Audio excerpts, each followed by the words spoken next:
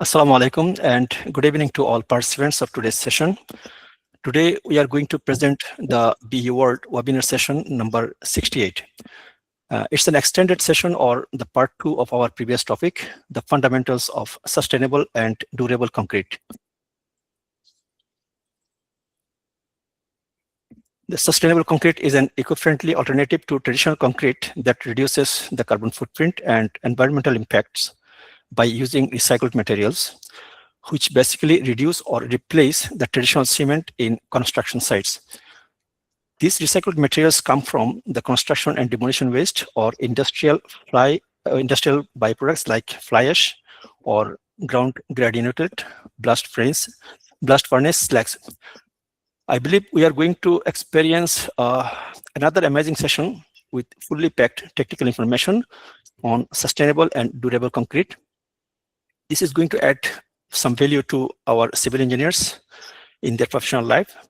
Now let me introduce our presenters of today's session, Engineer Reza Rahman. Engineer Reza Rahman is a civil engineer with extensive experience in quality management system and construction management. He graduated with a Bachelor of Science in Civil Engineering from Bangladesh University of Engineering and Technology in 1997. On June 2023, Mr. Reza Rahman founded BE World with the aim of establishing a dedicated non-profit professional platform for Bangladeshi engineers and architects, as well as developing a fair and collaborative environment to function as a professional network. He began his career in Bangladesh working with prominent organizations such as Grand Geophysical, Delta, BRAC, and LGED projects.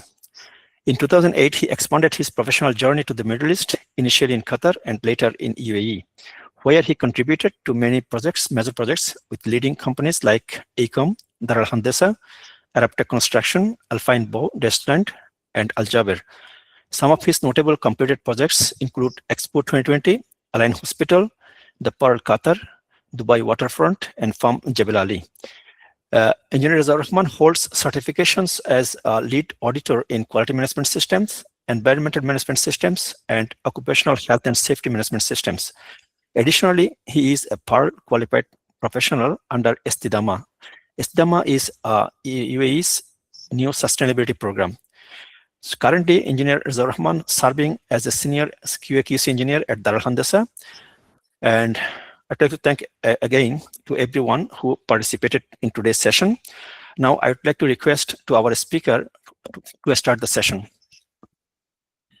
আচ্ছা, অনেক ধন্যবাদ engineer Abu Iskandar ভাই আপনার সুন্দর moderator এবং start করার জন্য। আমি স্লাইডটা এখন শেয়ার করি।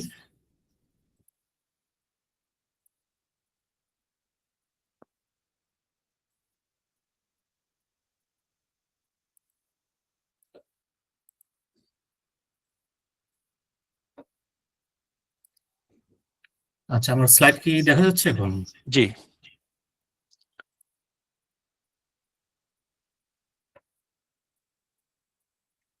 আচ্ছা, আজকের টপিকটা হচ্ছে fundamentals of sustainable and durable concrete part 2। আপনারা জানেন সম্ভবত 1 মাস আগে আমি পার্ট 1 নিয়েছিলাম, এবং এই কংক্রিটটা এমন একটা বিষয় ইঞ্জিনিয়ারিং এর, এটা শুধু সিভিল ইঞ্জিনিয়ারদের জন্য নয়, এটা সকল ডিসিপ্লিনের জন্যই এটা অ্যাপ্লিকেবল, কম বেশি অ্যাপ্লিকেবল। এবং সকল ডিসিপ্লিন ইঞ্জিনিয়াররা যদি কংক্রিট সম্পর্কে বা সাস্টেনেবল এবং ডিউরেবল কংক্রিট সম্পর্কে ভালো বা সার্টেন লেভেল পর্যন্ত আইডিয়া থাকে, তাহলে এটা প্রফেশনাল কম্পিটেন্স ডেভেলপমেন্টের জন্য এটা খুবই অ্যাপ্রোপ্রিয়েট হবে। তো এই কংক্রিট এটা এমন একটা আইটেম ইঞ্জিনিয়ারিং এ, এটা কিন্তু অনেকগুলি সেশন নেওয়া যায়। তো গত সেশনে বেশ কিছু ইম্পর্টেন্ট পার্ট আমরা আলোচনা করতে পারি নাই, এটা আমরা এই আজকে আলোচনা করব।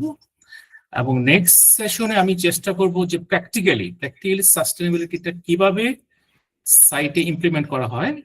আমরা তো থিওরিটিক্যালি অনেক দেখি যে কার্বন এমিশন নিয়ে করতে হবে, বাট কিভাবে করা হয় সেটা আমরা পরের সেশনগুলিতে আমরা আলোচনা করব। আজকে আমি যাই এই মেইন সেশনে। প্রথমেই শুরু করার আগে আমি 3টা বিষয়, আমাদের যে স্লোগান বা কোড যেটি বলি, সেটা আমি একটু স্টেট করতে চাই। প্রথমে হচ্ছে quality code, quality is not an act, it is a habit. আমরা যেখানে যে ডিসিপ্লিনেই জব করি না কেন, যে প্রজেক্টে থাকি না কেন, কোয়ালিটিটা শুধুমাত্র কমপ্লায়েন্সের জন্য, ওই প্রজেক্টে রিকোয়ারমেন্ট ফুলফিল করার জন্য কোয়ালিটিটা আপনাদের ইয়ে করা উচিত হবে না। এটা it should be our attitude or habit. Second হচ্ছে সেফটি কোড, সেটা হচ্ছে যে যেখানে থাকি না কেন আমাদের হেলথ এন্ড সেফটি হচ্ছে মোস্ট প্রায়োরিটি। তো সেখানে আমাদের অবশ্যই think safe, work safe and be safe.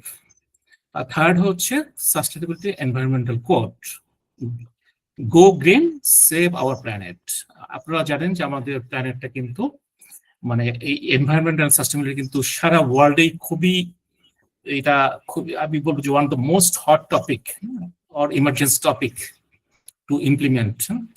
So এবং এটা ইন্টারন্যাশনালি খুব ইম্পর্টেন্স দিয়ে ইয়ে করা হচ্ছে, রিকোয়ারমেন্ট ফুলফিল করার জন্য করা হচ্ছে, এবং প্রতিটা প্রজেক্টেই আমরা যাতে এটা মেনটেন করি, not only for fulfil the requirement, এটা যাতে আমাদের একটা হ্যাবিট বা অ্যাটিটিউডে পরিণত হয়।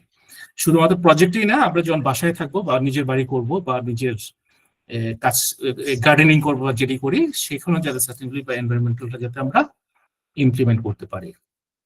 আচ্ছা, সাস্টেনেবিলিটিটা আমরা একটু ব্রিফলি যাই, এটা আগের সেশনগুলো বলা হয়েছে। সাস্টেনেবিলিটিটা আমরা সেখানেই বলবো যেটা লিড বলা হয়। লিড হচ্ছে leadership in engineering and environmental design. আমরা যখন কোনো প্রজেক্ট ডিজাইন বা কনস্ট্রাকশন করব, সেখানে যদি এনভায়রনমেন্টাল, সোশ্যাল এবং ইকোনমিক্যাল, আপনার রাইট সাইডে যদি দেখেন যে 3টা সাইকেল আছে, যখন আমরা এনভায়রনমেন্টাল, সোশ্যাল এবং ইকোনমিক অ্যাসপেক্ট কনসিডার করব, সেটা হবে সাস্টেনেবল। মিডলে দেখেন সাস্টেনেবল। আর আমি যেখানে এসসিদামার যেখানে কাজ করি বা আমাদের প্রজেক্টে এসসিদামা ফলো করা হয় আবুধাবিতে, সেইখানে এই 3টার সাথে একটা এক্সট্রা আছে, সেটা হচ্ছে কালচারালটা। সো এসসিদামা লিড অলমোস্ট সেম, এখানে কালচারটা অ্যাড করা হয়েছে, প্লাস যে ইউতে যে ডেজার্ট বা খুব হট ক্লাইমেট, সেটাকে কনসিডার করে কিছু চেঞ্জ করা হয়েছে লোকাল রিকোয়ারমেন্ট ফুলফিল করার জন্য, যেটার সাথে minor difference but almost same. আচ্ছা, তারপরে আমরা আসি, এটা আগে সেশন ডিসকাশন করা হয়েছে, আমি খুব ব্রিফলি যাব। আমরা গ্রিন হাউস এফেক্ট আমরা খুব জানি যে গ্রিন হাউস এফেক্টটা কি, তবু আমি একটু রিভাইজ দিচ্ছি। গ্রিন হাউস গ্যাস, ফার্স্টে গ্রিন হাউস গ্যাসটা আমরা দেখি। যে আপনারা দেখতে পাচ্ছেন যে এটা স্কেচ, সেখানে সূর্য থেকে লাইট আসতেছে ল্যান্ডে, এই যে রেড বটম লাইনটা, এখানে এসে যে রিফ্লেক্ট করে উপরে চলে যাচ্ছে। উপরে চলে গিয়ে কিন্তু সব যেতে পারতেছে না, কিছু কিন্তু আমাদের যে অ্যাটমসফিয়ারে যে গ্রিন হাউস থাকে, সেখানে গ্যাস রিফ্লেক্ট করে আবার কিন্তু গ্রাউন্ডে চলে আসতেছে। এই যে রিফ্লেক্ট করে গ্রাউন্ডে চলে আসতেছে, সেটার জন্য কিন্তু আমাদের দুইটা হয়, একটা হচ্ছে আমাদের অ্যাটমসফিয়ারটা ওয়ার্ম থাকে। তো এখন এটা আমরা একটা স্টেডি কন্ডিশনে আছি, যেটাকে এখন বলা হয় টেম্পারেচার, মিন টেম্পারেচার হচ্ছে 15 ডিগ্রি সেন্টিগ্রেড। এইটার জন্য আমরা হিউম্যান বিং প্লাস অন্য অ্যানিমাল প্ল্যান্ট, এটা আমরা লিভেবল টেম্পারেচার। এখন গ্রিন হাউস গ্যাসটা যদি এনভায়রনমেন্টে বেড়ে যায়, তাহলে কিন্তু হিট অবজারভেশনটা বেড়ে যাবে, তখন আমাদের টেম্পারেচার, গ্লোবাল টেম্পারেচারটা বেড়ে যাবে, তখন কিন্তু অনেক প্ল্যান্ট, অনেক অ্যানিমাল কিন্তু সার্ভাইভ করতে পারবে না, এবং হিউম্যান বিং এর জন্য এক্সিস্টেন্ট করাটা অনেকটা ডিফিকাল্ট হয়ে যাবে। এই হচ্ছে গ্রিন হাউস গ্যাস। এখন আমরা আসবো কংক্রিটের ক্ষেত্রে, এটা গ্রিন হাউস গ্যাসে কিভাবে কন্ট্রিবিউট করতেছে। আচ্ছা, গ্রিন হাউস গ্যাসের মধ্যে মেজর কন্ট্রিবিউশনটা দিচ্ছে হচ্ছে কার্বন ডাইঅক্সাইড, যেটা 76% of human caused green house effect. আমরা যে গ্রিন হাউস গ্যাস বলি, গ্রিন হাউস গ্যাসের 76% হচ্ছে যেটা human caused green house effect, সেটা হচ্ছে কার্বন ডাইঅক্সাইড। এই কার্বন ডাইঅক্সাইডের মেইন সোর্সই হচ্ছে বার্নিং ফসিল ফুয়েল, যেটা আমরা ন্যাচারাল গ্যাস, পেট্রোল আমরা ইউজ করে থাকি এনার্জি প্রোডাকশনে বা পাওয়ার প্রোডাকশনের জন্য। আচ্ছা, এখন যেহেতু কংক্রিটের সাথে সিমেন্ট একটা ম্যান্ডেটরি এলিমেন্ট, সিমেন্ট আমরা জানি। সো এই সিমেন্টটি, এই যে 100% মধ্যে 8% কন্ট্রিবিউট করতেছে কার্বন ডাইঅক্সাইড এমিশন, কন্ট্রিবিউট করতেছে হচ্ছে, আপনি নিচে দেখেন cement generates about 8% of the global carbon dioxide emission, 8% হচ্ছে সিমেন্ট থেকে আসতেছে। যার কারণে এত কনসার্ন যে আমরা গ্রিন কংক্রিটের দিকে যেতে যাচ্ছি। মানে কংক্রিটে cement, cement means actually Portland cement আমরা বলি, যেটা অর্ডিনারি পোর্টল্যান্ড সিমেন্ট অথবা সালফেট রেজিস্টিং সিমেন্ট। এই পোর্টল্যান্ড সিমেন্টের সাপ্লিমেন্টারি হিসেবে আমরা জিজিবিএস বা অন্য সাপ্লিমেন্টারি সিমেন্টগুলি আমরা একটু পরে আসতেছি যে কি কি আমরা ইউজ করি। এটা আরেকটা বিষয় আমি বলি যে এখানে কিন্তু অনেকে আছেন ইয়েতে, কারো যদি কোনো প্রশ্ন থাকে প্রশ্ন করতে পারেন, অথবা কেউ যদি ইন্টারাকশন করতে চান বা কোনো নতুন আইডিয়া থাকে বা এডিশনাল কোনো সাপ্লিমেন্ট কোনো কমেন্ট থাকে করতে পারেন, অথবা আমরা কোশ্চেন এন্ড সেশনও এটা আমরা করতে পারি, বোথ উই ক্যান ডিসকাস। আচ্ছা, এখন সিমেন্ট যে প্রোডাকশনটা, এটা আমি একটু ব্রিফ খুব ফাস্টই যাবো কারণ এটা গত সেশন আলোচনা হয়েছে, জাস্ট ফর জেনারেল আন্ডারস্ট্যান্ডিং এর জন্য। সিমেন্টটা আপনারা জানেন যে আমরা ইউজ করি হচ্ছে calcium carbonate, limestone, clay shale and minor constituent আমরা ইউজ করি। এই সিমেন্টটা যখন আমরা চুলাতে নিয়ে যাই হিটিং প্রসেসে আমরা টোটাল 1450, আমি পরে পেজে গেলে বোঝা যাবে, যে সিমেন্টটা প্রোডাকশন হয় হচ্ছে টোটাল যে চুলা থাকে, চুলাতে 1450 ডিগ্রি সেন্টিগ্রেড টেম্পারেচার ইয়ে করা হয়, মেনটেন করা হয়। এবং এটার জন্য হিউজ এনার্জি লাগে, হিউজ কয়লা লাগে, যার কারণে যেটা হচ্ছে কার্বন ডাইঅক্সাইড এমিশন করতেছে। তো যার কারণে এটা আমাদের কনসার্ন যে এই হিউজ পরিমাণ যে কার্বন ডাইঅক্সাইড এমিশন করতেছে, এইটা আমাদের অবশ্যই এটা সাপ্লিমেন্ট হিসেবে বা সাপ্লিমেন্ট হিসেবে অন্য ম্যাটেরিয়াল ইউজ করতে হবে। আচ্ছা, এখন গত সেশনে কিছু আলোচনা হয়েছিল যে আমরা যদি জিজিবিএস কংক্রিট ইউজ করি আর পোর্টল্যান্ড সিমেন্ট ইউজ করি তাহলে বেনিফিটটা কি বা ডিফারেন্সটা কি? হ্যাঁ, তো এর মধ্যে একটা ডিফারেন্স আমি বলতে পারি যে হিট অফ হাইড্রেশন। আপনারা যদি দেখেন যে লেফট সাইডের যে ইয়াটা, একটা টিপিক্যাল ফাউন্ডেশনের ইয়া দেওয়া আছে, ক্রস সেকশন দেওয়া আছে, সেখানে যখন কংক্রিট পোর করা হয় তখন কিন্তু হিট শুরু হয়ে যায়। তো একটা ফাউন্ডেশন যখন শেষ পুরোপুরি কমপ্লিট হয়ে যায়, আপনারা দেখেন সেন্টারে যে রেড এরিয়াটা, এইটার যে হিট এমিশন হচ্ছে এইটা কিন্তু রিলিজ করতে পারতেছে না। আর পেরিমিটারের যে কংক্রিটগুলি, আপনারা পেরিমিটার দেখেন যে কংক্রিটগুলি, ওইটা কিন্তু অ্যাটমসফিয়ারে হিট রিলিজ করতে পারতেছে। তো তার মানে হচ্ছে যে আপনার যে পেরিমিটারের যে কংক্রিটগুলি, সেটা যেহেতু হিট রিলিজ করতেছে, এটার টেম্পারেচার হবে কম, আর সেন্টারে যে যেটা রিলিজ করতে পারতেছে না সেটার টেম্পারেচার থাকবে খুব বেশি। তার মানে এইখানে হবে এক্সপানশন, সেন্টারে হবে কংক্রিট এক্সপানশন, আর পেরিমিটার এরিয়াগুলিতে সেটা হবে কন্ট্রাকশন। এই যে একই এরিয়াতে ইয়ে হচ্ছে এক্সপানশন হচ্ছে কংক্রিট, আর কিছু টপে বা বটমে এটা কন্ট্রাকশন হচ্ছে, যার কারণে কিন্তু ক্র্যাকটা হয়। আপনি নিচে দেখেন, এটা দেখা যাচ্ছে যে সেন্টারে হচ্ছে রেড এরিয়াতে হট, হিট অফ হাইড্রেশনের জন্য, এবং টপে হচ্ছে কুল হয়ে যাচ্ছে যেহেতু এটা হিট এমিশন করতেছে এনভায়রনমেন্টে, স্পেশালি নাইটে তো টেম্পারেচার একেবারে কমে যায়, কিন্তু কংক্রিটের সেন্টারে কিন্তু টেম্পারেচারটা খুব হাই থাকে। তো যার কারণে ক্র্যাকগুলি হয়। এই যে আপনার রাইট সাইডে দেখতে পাচ্ছেন ক্র্যাক হচ্ছে। তো এটা করার জন্য যেটা করা হয় যে মোস্ট লেফট অফ দ্য ফাউন্ডেশনে সেটা কিউরিং তো করা হয়। কিউরিং করার পরে এটা আমরা যেটা ইয়েতে আলেন হসপিটালে করেছিলাম সেটা হচ্ছে পলিস্টাইরিন বোর্ড দেওয়া হয়। পলিস্টাইরিন বোর্ড দিয়ে, আমার কাছে ছবি থাকলে আসলে দেখাতে পারতাম, তো পলিস্টাইরিন বোর্ড দিয়ে যাতে হিটটা এমিশন, এনভায়রনমেন্টে এমিশন না হয়। আচ্ছা, রাইট সাইডে যদি দেখেন একটা গ্রাফিক্যাল রিপ্রেজেন্টেশন দেওয়া আছে, সেটা হচ্ছে যে আপনারা দেখেন যে প্রথম 15 মিনিটে যখন কংক্রিটটা পোর হয়, দেখেন টেম্পারেচার, এটা এই ভার্টিক্যালটা হচ্ছে হিট আর হরিজন্টালটা হচ্ছে টাইম। তো ভার্টিক্যালি যে হিটটা আছে আপনার প্রথম কয়েক মিনিটের মধ্যে বা 15 মিনিটের মধ্যেই কিন্তু এটা একেবারে অনেক উপরে চলে যায় হিট। তারপর আস্তে আস্তে আস্তে আস্তে সেটা কমে, কমে এই এই যে নেক্সট 2 to 4 আওয়ার্স এটাকে ডরমেন্সি বলে, এইটা একটা প্রসেসের মাধ্যমে যায়। তারপরে ইনিশিয়াল সেটিং টাইম যখন শুরু হয়ে যায়, আপনি দেখতেছেন initial setting time. Initial setting time হচ্ছে যখন এটা প্লাস্টিসিটি লুজ করা শুরু করে। আমরা সবাই জানি যে কংক্রিট যখন পোর হয় এটা একটা খুব প্লাস্টিসিটি থাকে বা সেমি লিকুইড ফর্মে থাকে। যখনই এটা প্লাস্টিসিটি লুজ করা শুরু করে সেই স্টেজটাকে আমরা বলি ইনিশিয়াল সেট।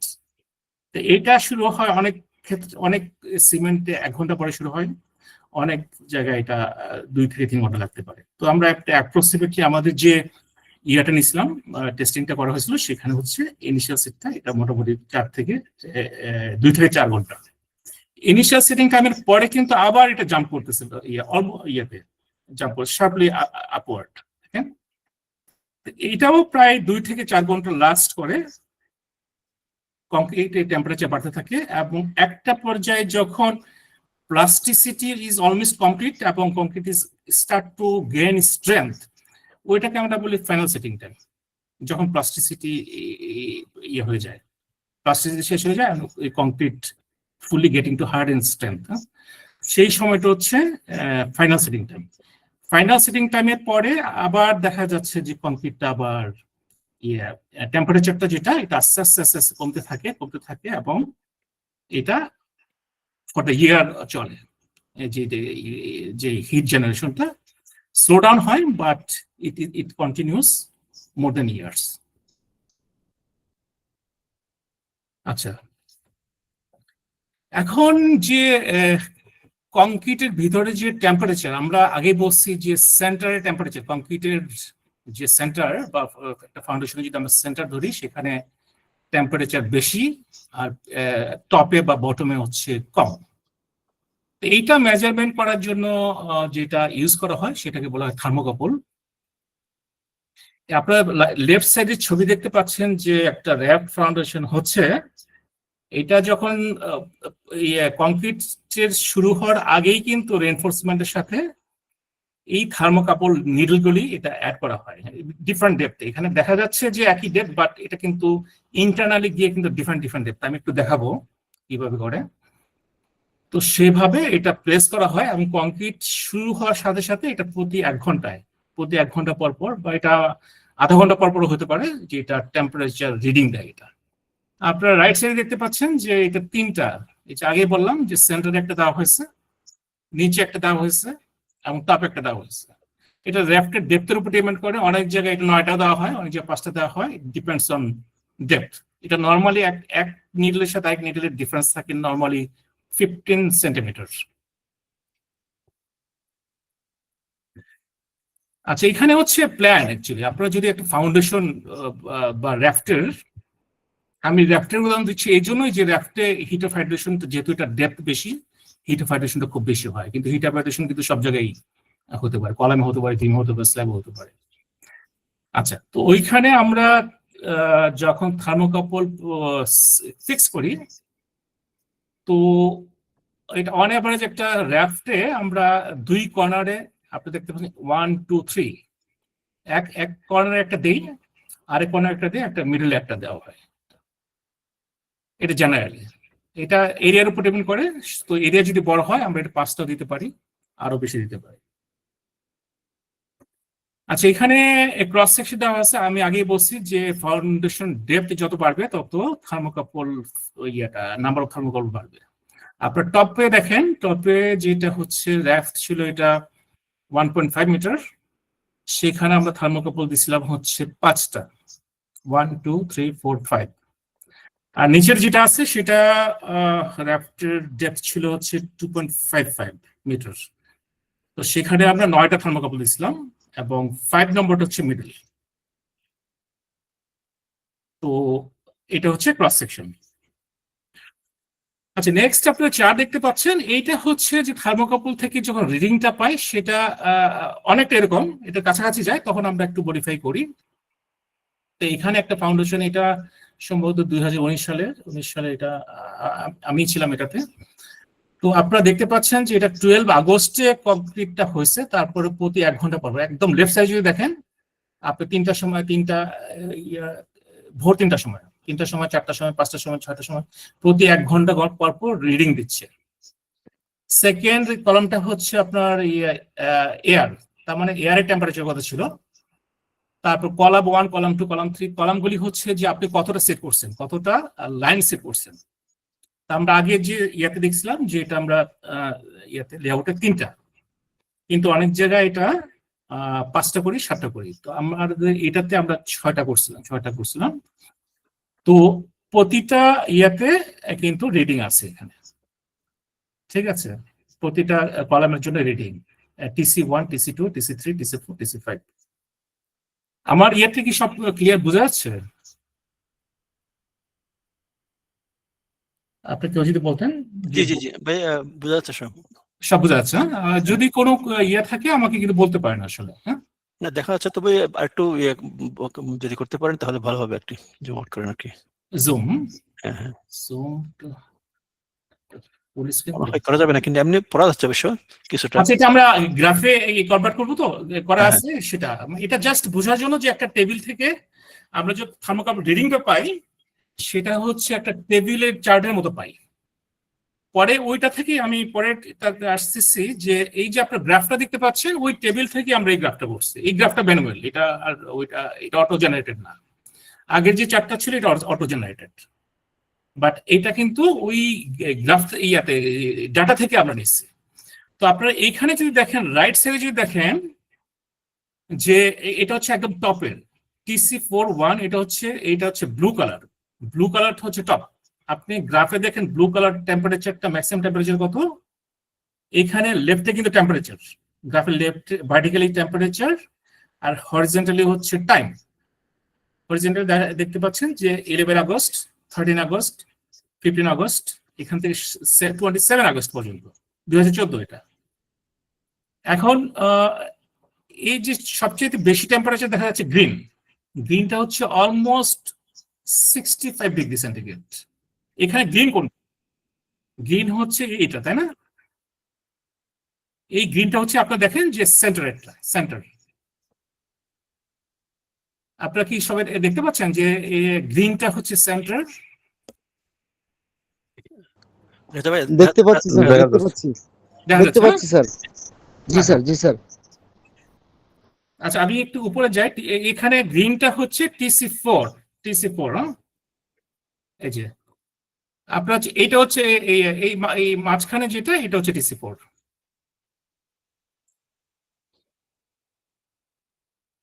এই চার্টেও দেখা যাচ্ছে, কিন্তু আপনি দেখেন ওই TC4 হচ্ছে মাঝখানেরটা, ঠিক আছে। এইটা আপনি ইয়ে থেকে দেখতেছেন যে টপে, একদম টপে হচ্ছে TC41, সেকেন্ডটা হচ্ছে TC42, সেন্টারেরটা হচ্ছে TC43 যেটা গ্রিন, তারপরে একদম নিচেরটা হচ্ছে TC45, আর নিচের সেকেন্ড বটমটা হচ্ছে TC44। সো গ্রিনটা হচ্ছে TC4, মানে সেন্টার, একদম সেন্টারে, ফাউন্ডেশনের সেন্টারে যেটা, এটা হচ্ছে TC43। এই যে টেম্পারেচারটা, গ্রিন টেম্পারেচারটা হচ্ছে একদম সবচেয়ে বেশি থাকে। তার মানে হচ্ছে যে কোনো স্ট্রাকচার কংক্রিটে যখন হয়, সেন্টারের টেম্পারেচার, হিট অফ হাইড্রেশনটা সবচেয়ে বেশি হয়। যেটা টেম্পারেচার রিলিজ যেতে করতে পারে না, সেটা টেম্পারেচার বেশি থাকে। এটা অলমোস্ট 65%। আর টপে যেটা আছে TC41, সেটা হচ্ছে ব্লু। তো আপনারা দেখতে পাচ্ছেন যে গ্রাফের এটা হচ্ছে ব্লু, এই ব্লুটা হচ্ছে 55 to 56 ডিগ্রি সেন্টিগ্রেড ছিল,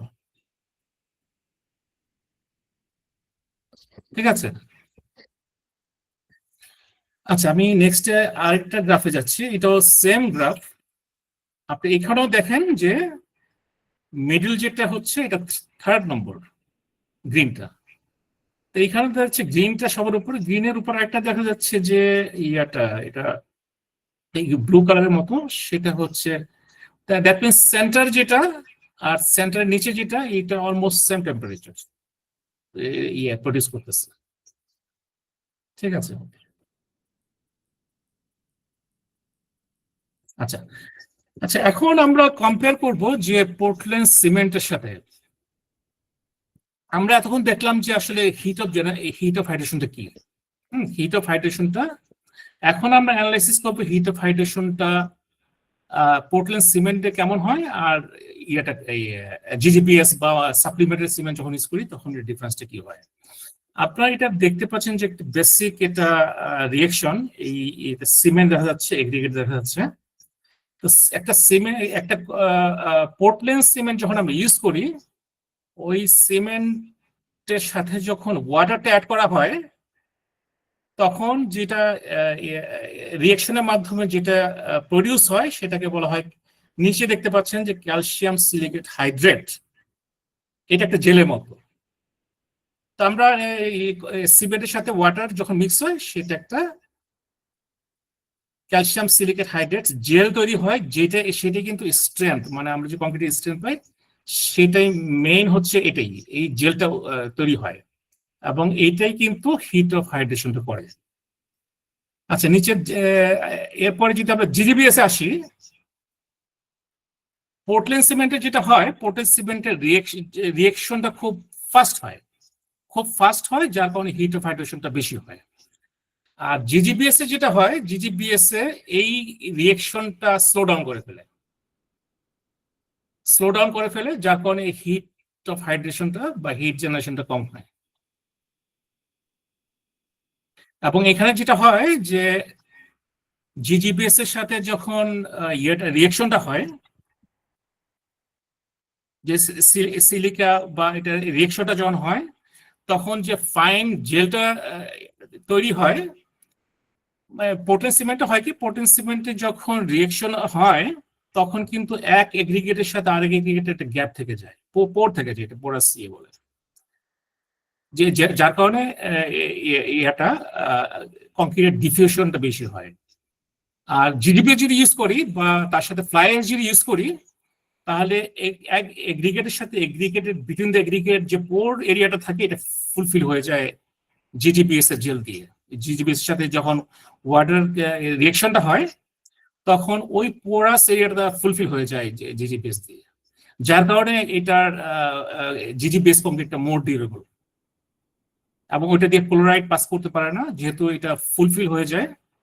পোরাস থাকলে সেটা দিয়ে ক্লোরাইড পেনিট্রেশনটা বেশি হয় এবং অন্য কেমিক্যালের পেনিট্রেশনটা বেশি হয়, যার কারণে পোর্টল্যান্ড সিমেন্টে কিন্তু খুব rapidly affected by the chloride, sulphate and other salt, যেটা জিজিবিএস হয় না, শুধুমাত্র এটার জন্য যে এটা তাদের পোর যে এরিয়াটা থাকে ওটা ফুলফিল হয়ে যায়।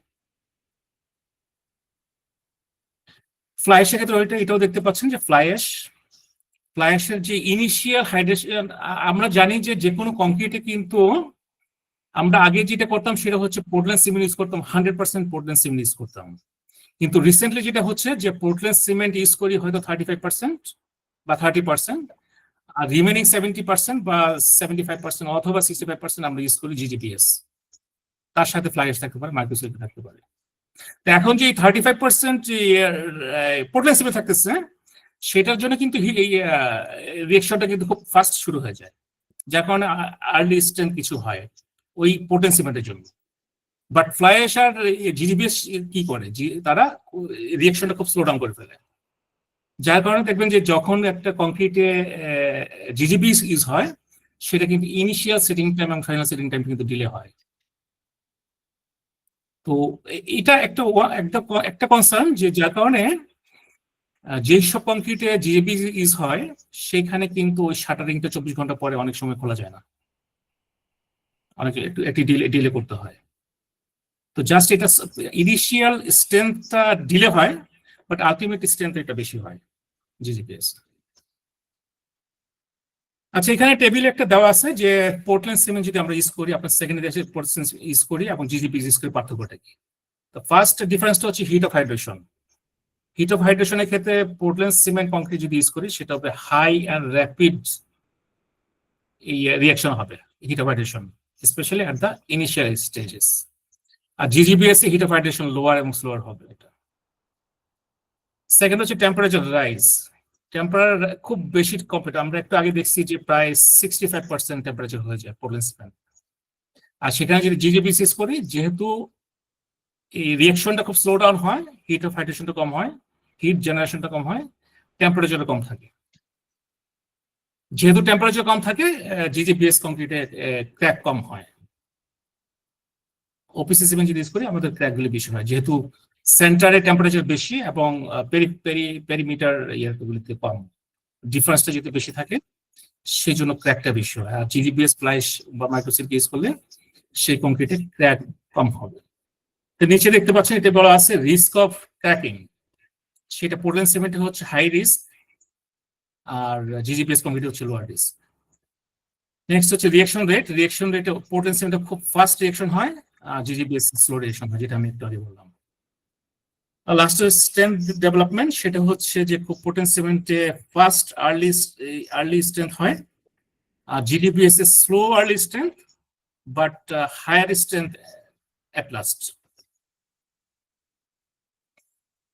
আচ্ছা, এখানে কিছু মাইক্রোস্কোপিক ছবি দেখা যাচ্ছে যে কংক্রিট যখন আমরা পোর করি সেখান থেকে স্যাম্পল নিয়ে মাইক্রোস্কোপিক যে দেখা যাচ্ছে সেটা হচ্ছে একদম লেফট টপে হচ্ছে এটা 35 মিনিটস পরে যে একটা কংক্রিট কিরকম দেখা যায়, আর সেকেন্ড ওয়ান হচ্ছে যে সেটা হচ্ছে 3 ঘন্টা 3.5 ঘন্টা পরে সেই দেখতে কেমন দেখা যায় কংক্রিটের যে আর নিচে দেখা যাচ্ছে যে 8 ঘন্টা পরে, 8 ঘন্টা 10 মিনিট পরে সেটা কেমন দেখা যাচ্ছে, এবং অ্যাট লাস্ট এটা হচ্ছে 11 ঘন্টা পরে। এটা আপনি দেখতেছেন অনেকটা ড্রাই হয়ে যায়, এটা ফাইনাল সেটিং টাইমের পরে। এটাই রাইটে বলা আছে, এটাই যে ইনিশিয়াল সেটিং টাইম এবং ফাইনাল সেটিং টাইম বলা আছে। আগেই বলছি ইনিশিয়াল সেটিং টাইমটা হচ্ছে যখন কংক্রিট প্লাস্টিসিটি লুজ করা শুরু করে। তো যার কারণে কংক্রিট আমাদের যত বেশিরভাগ প্রজেক্টে 2 ঘন্টার মধ্যে শেষ করতে বলে, এই জন্যই বলে, কারণ এটা যখন সেট হওয়া শুরু করে দেবে, প্লাস্টিসিটি লুজ করা শুরু করবে, তখন কিন্তু আমরা এটা দেখা যায় ভাইব্রেশন করলে ভাইব্রেশন হয় না, এটা যার কারণে এটা মোস্ট অফ দ্য প্রজেক্টে 2 ঘন্টার মধ্যে শেষ করতে হয়। আর ফাইনাল সেটিংটা হচ্ছে যে যখন plasticity completely lose and concrete starts to gain strength. আচ্ছা, নেক্সট আসি, এইটাও আরেকটা ক্রস সেকশন। এটা কত ঘন্টা পরে? এটা প্রায় 8 ঘন্টা পরে। আচ্ছা, এটাও একটা মাইক্রোস্কোপিক পিকচার, এবং এখানেও বলা আছে কংক্রিট ওয়াটার সিমেন্ট রেশিওর কথা বলা আছে, এখানেও সেটিং টাইপের কথা বলা আছে, যে যখন পোর্টল্যান্ড সিমেন্টের সাথে হয়, পোর্টল্যান্ড সিমেন্টের সাথে যখন ওয়াটার মিক্স হয় তখন যে জেল তৈরি হয় সেটা আর্লি স্ট্রেংথ করে, আর তারপরে যখন জিজিবিএস এর সাথে ওয়াটার মিক্স হয় সেই জেলটা যে বিটুইন দ্য এগ্রিগেট যে পোর সেটা ফিল আপ করে, যেটা ডিউরেবিলিটি এনহান্স করে। আচ্ছা, একদম বটমে দেখতে পাচ্ছেন যে আমাদের দেখা গেছে যে 7 দিনে 7 ডেজ এই 70% অন এভারেজ 70% স্ট্রেংথ ডেভেলপমেন্ট হয়, যার কারণে most of the curing time কিন্তু মোটামুটি 7 ডেজ হয়, যেহেতু এটা 70%। আমি একটু গ্রাফ দেখাবো এরপরে। আচ্ছা, এটা এখন না, পরে একটু আচ্ছা, এখন যে দেখা যাচ্ছে এটা ট্রায়াঙ্গুলার, এটাকে বলে ternary phase diagram. Ternary phase ডায়াগ্রামটা হচ্ছে আপনারা সবাই জানেন যে আমরা যে সিমেন্ট ইউজ করি, Portland cement, GGBS, fly ash, ওদের মধ্যে যে কমন যে কম্পোনেন্ট গুলি থাকে সেটা হচ্ছে যে ফার্স্ট হচ্ছে ক্যালসিয়াম অক্সাইড। এই ক্যালসিয়াম অক্সাইড কিন্তু আপনার স্ট্রেংথ ডেভেলপমেন্টের জন্য মেইন এবং ফার্স্ট রিঅ্যাকশন করে। আর সেকেন্ড হচ্ছে সিলিকা স্লো ডাউন করে, এটাও রিঅ্যাকশন করে বাট এটা স্লো ডাউন করে, রিঅ্যাকশন ইজ স্লো। আর হচ্ছে অ্যালুমিনাটাও একই কাজ, ক্যালসিয়াম অক্সাইডের মধ্যে কাজ করে, বাট এটা একটু এটাও স্ট্রেংথ ডেভেলপমেন্টের জন্য কাজ করে। এখন আমরা দেখি যে ক্যালসিয়াম অক্সাইড হচ্ছে একটা কর্নারে, সিলিকা হচ্ছে আরেকটা কর্নারে টপে, আর অ্যালুমিনিয়াম হচ্ছে যে লেফট কর্নারে। তা আমরা দেখার চেষ্টা করব যে টার্নারি ফেজ ডায়াগ্রামে যে পোর্টল্যান্ড সিমেন্টটা কোথায় আর অন্যগুলি কোথায়। তো পোর্টল্যান্ড সিমেন্টে আপনারা লেফটে দেখতে পাচ্ছেন যে ক্যালসিয়াম অক্সাইড হচ্ছে অলমোস্ট 64%, আর সিলিকা হচ্ছে 20%। আর অ্যালুমিনিয়াম হচ্ছে এতে অলমোস্ট 5%। তো আমরা যদি এই ট্রায়াঙ্গল শেপের মধ্যে ফেলি, যদি 64 ফালাই, তাহলে এটা অনেকটা নিয়ার টু ক্যালসিয়াম অক্সাইড এখানে, আর সিলিকা থেকে অনেক দূরে এবং অ্যালুমিনিয়াম থেকে দূরে। যার কারণেই কিন্তু ক্যালসিয়াম অক্সাইড হচ্ছে, যেহেতু this is for strength gain এবং র্যাপিড রিয়াকশন, এই জন্যই পোর্টল্যান্ড সিমেন্টটা খুব তাড়াতাড়ি রিয়াকশন করে এবং স্ট্রেংথ গেইনটা খুব তাড়াতাড়ি হয়। আচ্ছা, তারপরে দেখি আমরা ফ্লাই অ্যাশের ক্ষেত্রে। ফ্লাই অ্যাশে যদি দেখেন যে এখানে সিলিকা হচ্ছে আপনার 51% আর অ্যালুমিনিয়াম হচ্ছে 27%। আমরা যদি 27% এবং 51% করি, তাহলে কিন্তু ওটা near to silica, almost near to silica. Silica যেহেতু বেশি থাকে, এটার স্ট্রেংথ ডেভেলপমেন্টটা স্লো হয়। বাট যেটা বললাম যে সিলিকার সাথে যখন ওয়াটার মিশে, এটা খুব সফট একটা জেল তৈরি করে। ওই জেলটা between the aggregate paratha fulfil করে, যার কারণে কিন্তু ফ্লাই অ্যাশ ইউজ করলে concrete is getting more durability. এখানে জিজিবিএস দেখেন, জিজিবিএস হচ্ছে বড় যে সার্কেলটা, এটা দেখতে পাচ্ছি সিলিকা হচ্ছে 34%। আপনার যদি 34, যদি এখান থেকে 0 ধরি, 34%। ক্যালসিয়াম অক্সাইড হচ্ছে 41%। আমরা যদি এদিক থেকে দেখি, তাহলে 41% আসবে। তো সেভাবে এটার অ্যালুমিনিয়াম সবগুলি করে এটার পজিশনটা হচ্ছে almost near to calcium oxide, এটাও almost near to Portland cement, but it is between silica and calcium oxide. তো ক্যালসিয়াম অক্সাইড থেকে যদি একটু দূরে এবং দুইটার মাঝামাঝি প্রায়, যার কারণে এটা স্ট্রেংথ ডেভেলপমেন্টটা একটু স্লো ডাউন হয়, not like Portland cement, but এটা স্ট্রেংথ ডেভেলপমেন্ট হয়। এবং যেহেতু এটার ইম্পর্টেন্ট পার্ট সিলিকা আছে, যার কারণে এটা খুব সফট জেল তৈরি করে। যে জেলটা আমি আবার বলছি, জেলটা কিন্তু খুবই ইম্পর্টেন্ট, যেটা হচ্ছে বিটুইন দ্য এগ্রিগেট যে পোরটা থাকে ওটা ফুলফিল হয়, যার কারণে এটা more this concrete, GGBS concrete is more durable. আচ্ছা, এখানে কম্পেয়ার করা হচ্ছে জিজিবিএস এবং ফ্লাই অ্যাশের মধ্যে। এটা যেটা কম্পেয়ার করে, যেটা বলতেছে যে বিভিন্ন প্রোডাক্ট থেকে স্যাম্পল নিয়ে এটা করছে, সেটাতে জিজিবিএস দেখা গেছে যে খুব কাছাকাছি হয় সবগুলি স্যাম্পলই। বাট ফ্লাই অ্যাশের ক্ষেত্রে ওরা দেখতে পাচ্ছে যেটা খুব ফ্লাকচুয়েট করে। আপনারা দেখতে পাচ্ছেন কিছু পয়েন্ট এখানে আছে, কিছু পয়েন্ট এখানে আছে। যেহেতু এটা ফ্লাকচুয়েট করে, তো যার কারণে এখানে বলা হচ্ছে যে ফ্লাই অ্যাশটা ইজ নট প্রেডিক্টেবল। আমরা যখন এই একটা মিক্স ডিজাইন করবো, আমরা ডেফিনেটলি আমরা ইউজ করবো মোর প্রেডিক্টিভ ম্যাটেরিয়াল, যার কারণে জিজিবিএসটা কিন্তু মোর ওয়াইডলি ইউজ হয়। তার সাথে ফ্লাই অ্যাশ ইউজ হয়, খুব কম পরিমাণে ফ্লাই অ্যাশ ইউজ হয়। এবং এখানে দেখতে পাচ্ছি আমরা যে fly ash is not much predictive. And আপনারা সবাই জানেন যে ফ্লাই অ্যাশ কিন্তু আলাদাভাবে প্রোডাকশন করা হয় না। ফ্লাই অ্যাশটা হচ্ছে যখন কোল প্রোডাকশন হয়, মানে কয়লা উৎপাদন হয় বা বিভিন্ন পাওয়ার প্ল্যান্টে পাওয়ার জেনারেশন হয়, সেখানে যে কয়লা ইউজ হয় সেটা বাই প্রোডাক্ট হিসেবে ফ্লাই অ্যাশ ইউজ হয়। সো যার কারণে এটার যে ইনগ্রেডিয়েন্ট গুলি, এটা একটু ফ্লাকচুয়েট করে এবং এটা নট প্রেডিক্টেবল। এখানে মাঝে মাঝে ক্যালসিয়াম অক্সাইড বেশি হতে পারে, আবার কোথাও কোথাও ক্যালসিয়াম অক্সাইড একবার কম হতে পারে। এটা just general understanding which is more consistent and predictive. Raja ভাই, একটা প্রশ্ন আছে, যদি জি জি। এখানে বলা, মানে খন্দকার কামরুল হাসান উনি বলছেন যে what is the code reference for using number of thermocouples area wise and depth wise? আচ্ছা, এইটা আমার কাছে এখন ইনফরমেশনটা নাই, তো আমি স্পেসিফিক ইনফরমেশনটা নিয়ে আমি এটা করতে পারবো। ঠিক আছে, ধন্যবাদ। যে প্রশ্ন করছে আপনাকে অনেক ধন্যবাদ। এই ইনফরমেশন আমরা এক্স্যাক্টলি এখন নাই।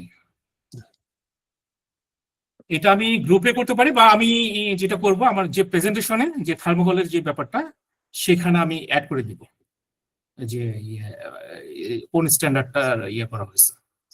আমরা ওই কোশ্চেনটা আছে আপনার চ্যাট বক্সে আছে, আমরা ইনশাআল্লাহ আমরা আপনাকে রেসপন্স দেব। আচ্ছা আচ্ছা, ঠিক আছে। আমি প্রেজেন্টেশন আমি এটা রিভাইজ করে আমি এটা দিয়ে দিব। ঠিক আছে।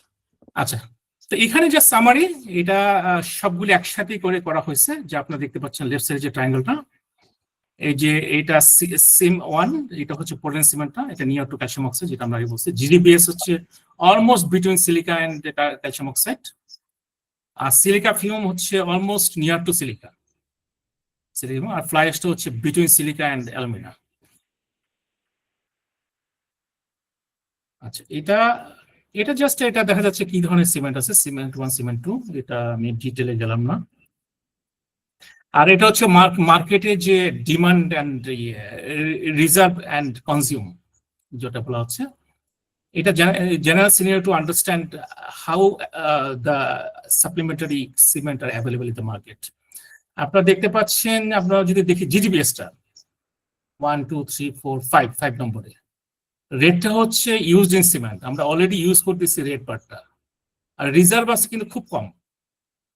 তার মানে জিজিবিএস মার্কেটে জিজিবিএস শর্টেজ আছে। তো জিজিবিএসটা আমাদের প্রোডাকশনটা, এটা আমাদের ইনিশিয়েটিভ নিতে হবে। আর পোর্টল্যান্ড সিমেন্ট হচ্ছে যে এটা হাই ডিমান্ড, অ্যাকচুয়ালি এটা রেট পুরাটা ইউজ হয়, এটা কোনো রিজার্ভ নাই। তো এটা just general scenario to understand the market trend and demand. আচ্ছা, আমি এতক্ষণ তো আমরা হিট অফ হাইড্রোজেন নিয়ে আমরা করলাম, এখন আমরা কংক্রিট কিউরিং নিয়ে আমরা করবো, এবং এটার সাথেও ডিউরেবিলিটি এবং পোর্টল্যান্ড সিমেন্ট এবং জিজিবিএস কংক্রিটের মধ্যে কি ডিফারেন্স, এটা আমরা দেখবো। এখানে আপনারা 3টা পিকচার দেখতে পাচ্ছেন, ছবি দেখতে পাচ্ছেন, সাইডের ছবি। লেফট সাইডে যেটা, এটা কংক্রিট কিউব রাখা হয়েছে কিউরিং ট্যাঙ্কের মধ্যে ল্যাবরেটরিতে আপনারা দেখতে পাচ্ছেন যে টেম্পারেচার একদম 20 degree centigrade, well maintain temperature inside laboratory. এটা কংক্রিট কিউব। টপে যে ইয়াটা, সেটা হচ্ছে যে একই সেম কিউব, এটা আমরা সাইটে রাখছি, সাইট কিউরিং এর আন্ডারে। এটা সাধারণত দিয়ে কভার করা থাকে, হেসিয়ান ক্লোথ দিয়ে কভার করা থাকে। এটা হচ্ছে সাইট কিউব। আর নিচে যে ছবিটা, রাইটের নিচে যে ছবিটা, সেটা হচ্ছে in place concrete. In place concrete হচ্ছে আমাদের যে সাইটে যে কংক্রিট করি সেই এবং সে যে কিউরিং প্রসেসে করি, সেটা হেসিয়ান ক্লোথ দিয়ে কভার করে এটা। আচ্ছা, আপনারা কি কেউ বলতে পারবেন যে এখানে কোন কংক্রিটটা বেশি স্ট্রেংথ হয় ইনিশিয়ালি?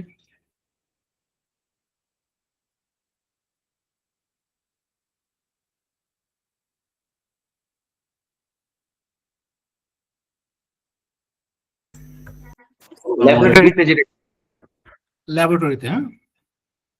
আচ্ছা আচ্ছা আচ্ছা, আমরা নেক্সটে যাই। আচ্ছা, এখানে 3টারই গ্রাফ দেওয়া আছে।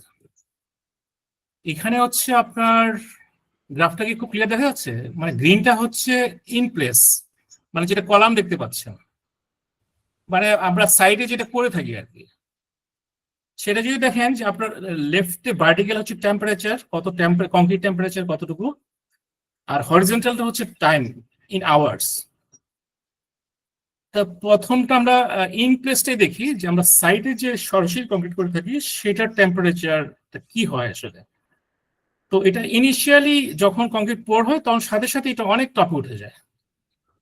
এমন এটা বললাম যে প্রথম 2-3 ঘন্টার মধ্যে এটা একদম টপে, এটা প্রায় দেখা যাচ্ছে 37 ডিগ্রি সেন্টিগ্রেডে চলে যাচ্ছে। এটা কিন্তু আসলে ইউকের রেজাল্ট। ইউকেতে যেহেতু ইয়াতে টেম্পারেচার খুব কম থাকে, সেই জন্য তাদের সব টেম্পারেচার একটু কম থাকবে। আচ্ছা, এটা এবং এটা কোন স্যাম্পল নিচ্ছে সেটার উপর ডিপেন্ড করে। আচ্ছা, এখন এটা 37। আচ্ছা, আমরা নেক্সটে যাই ল্যাবে যেটা, সেটা হচ্ছে আপনার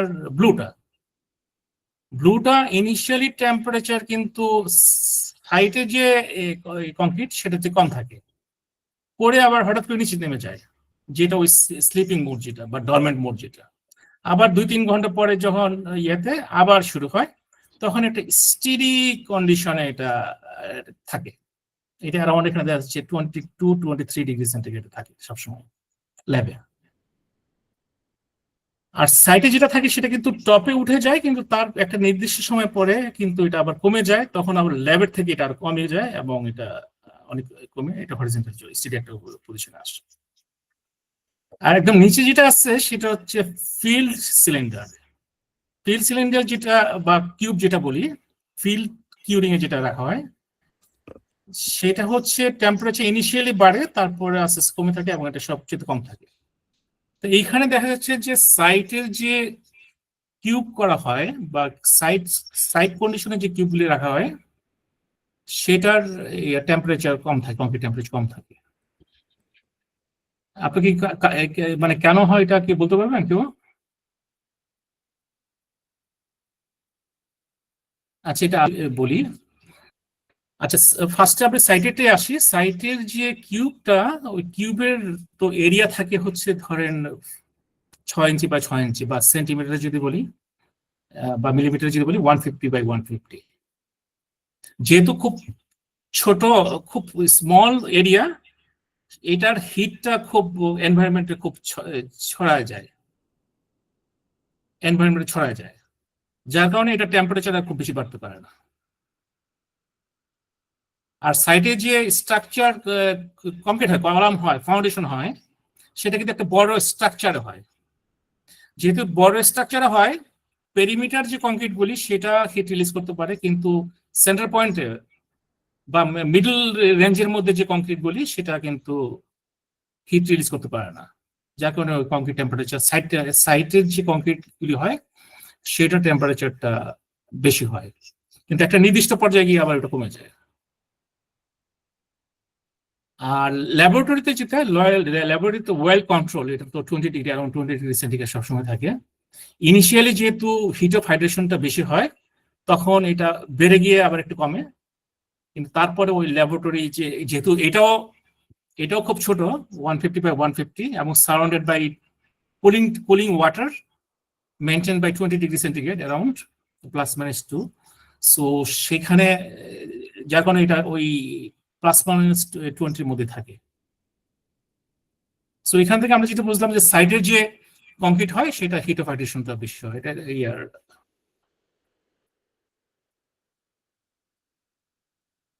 আচ্ছা, এখানে একই জিনিস একটু ইলেবারেট করেছে। টপ যে গ্রাফটা, আচ্ছা আমি কিন্তু কোনো চ্যাট দেখতে পাচ্ছি না, আমি কিন্তু ফুল স্ক্রিনে করতেছিলাম, আমি কোনো চ্যাট দেখতে পাচ্ছি না। চ্যাটে যে প্রশ্নগুলি আসে আমরা টিটু মাহবুবুর উনি হাত তুলছেন আর কি।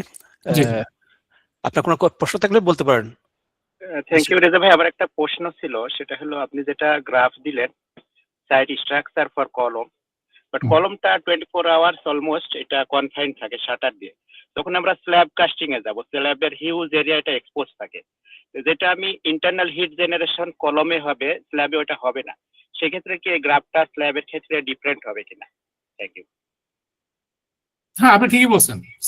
স্ল্যাবের যেহেতু এরিয়াটা খুব বেশি থাকে, এরিয়াটা যদি বেশি থাকে তখন এটা হিট রিলিজ করবে বেশি, এবং স্ল্যাবের যেহেতু থিকনেসটা খুব বেশি থাকে না, তখন এইটা আর সাইড কিউবটা অলমোস্ট সেম হবে। আপনি কারেক্ট বলছেন। তো ফ্লাকচুয়েটটা করবে বেশি যখন এটা মাস কংক্রিট হয় বা ফাউন্ডেশন হয়, বড় বড় ফাউন্ডেশন হয়। স্ল্যাবের জন্য এটা অলমোস্ট সেম হবে।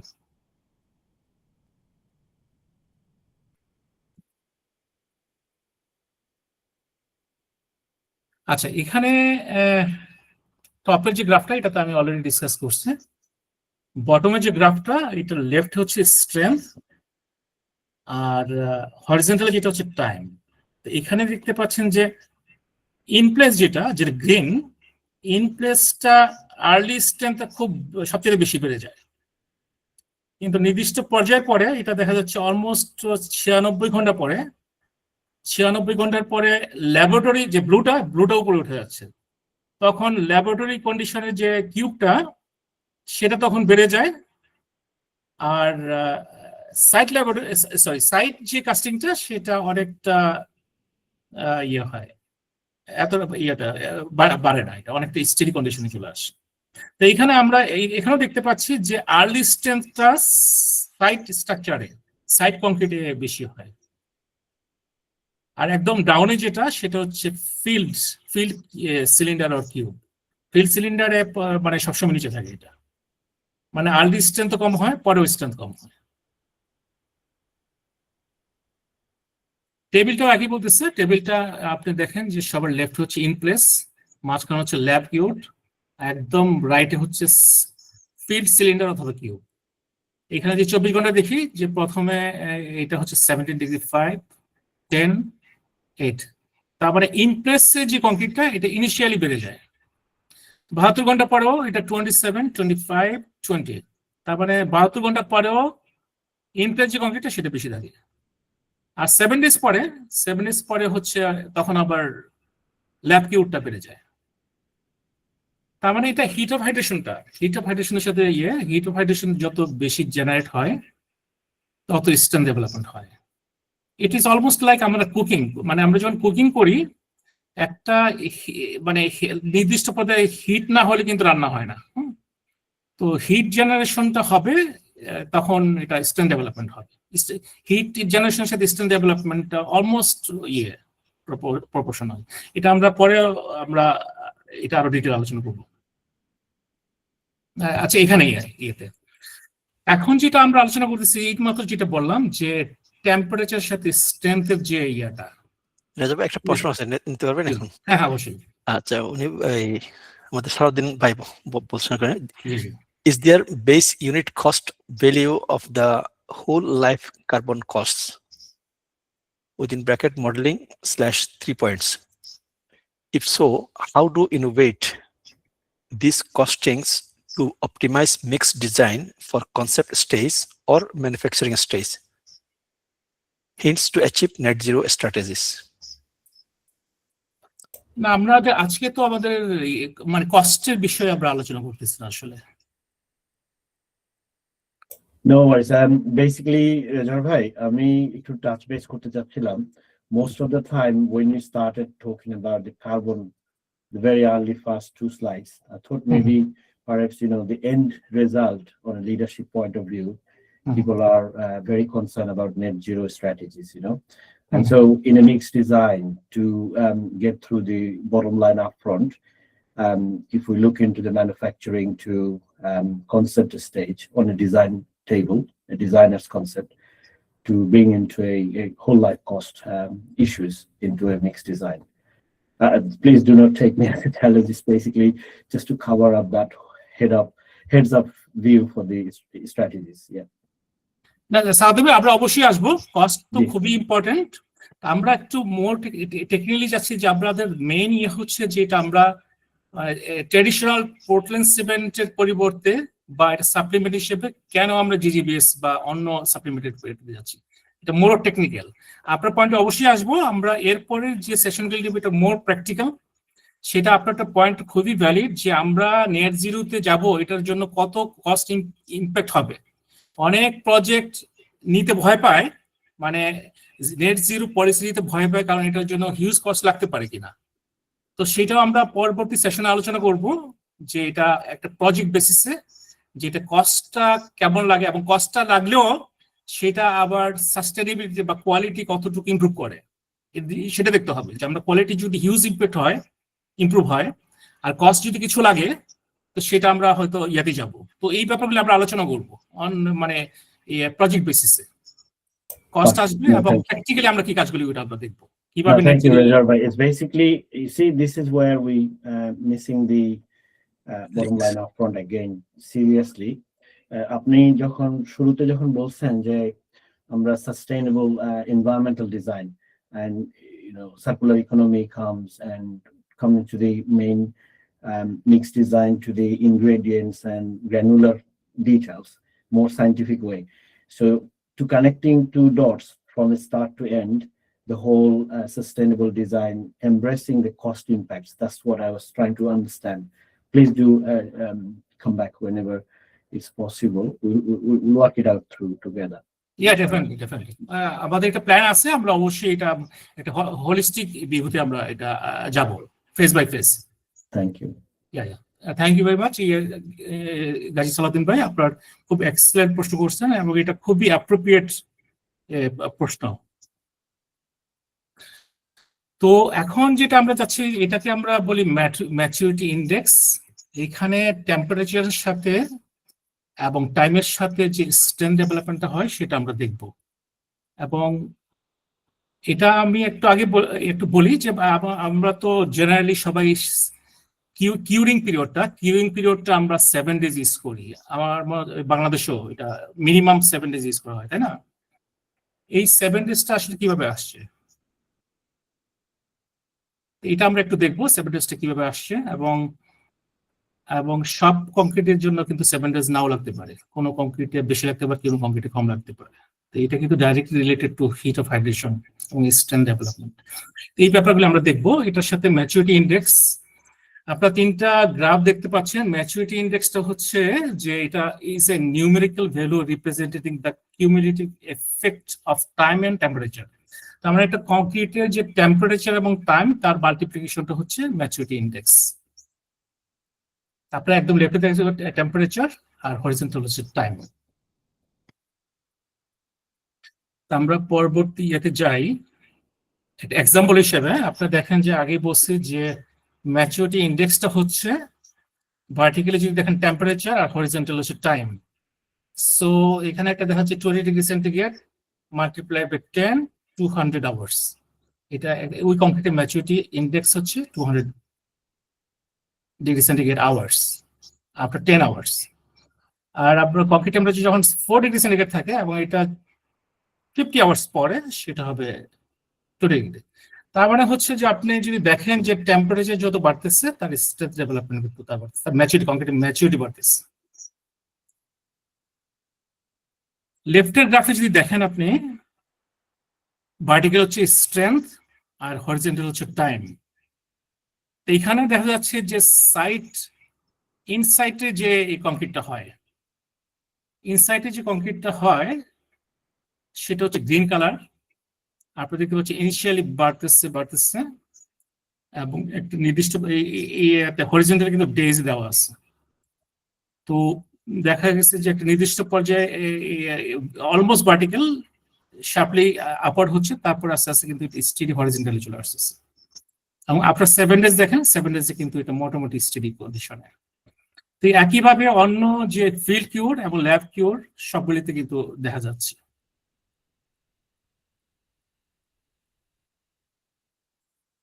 আচ্ছা, এখন যেটা বললাম যে কংক্রিট কিউরিং পিরিয়ড কেন 7 ডেজ, তো এটা কিন্তু আমাদের ম্যাচুরিটি কম ইয়ে থেকে আসছে, ম্যাচুরিটি ইন্ডেক্স থেকে আসছে। আপনারা দেখতে পাচ্ছেন যে একটা এখানে একটা ফর্মুলা আছে।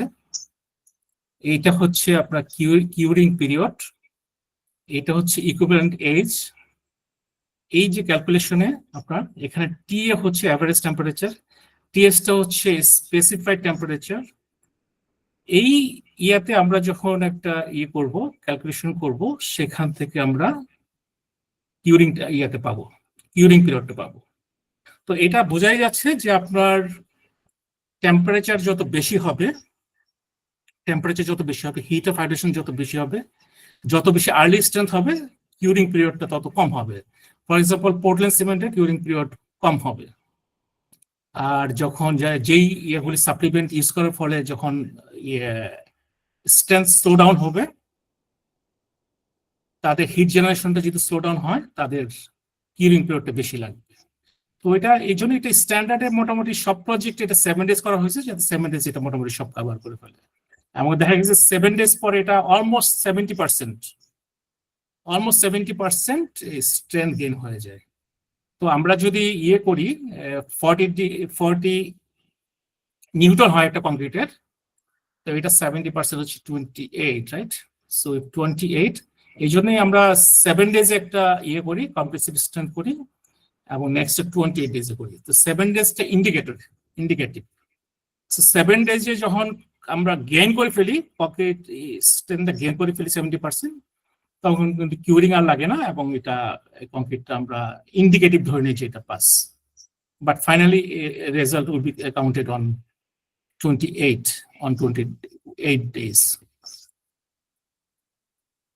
আচ্ছা, এখন আমরা আলোচনা করলাম কংক্রিট কিউরিং নিয়ে।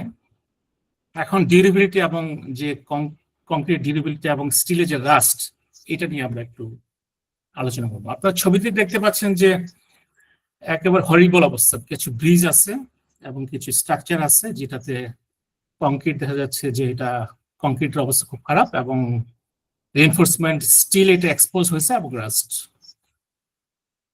সেকেন্ডটাও একই দেখা যাচ্ছে, এটাও একই ছবি ইয়েতে।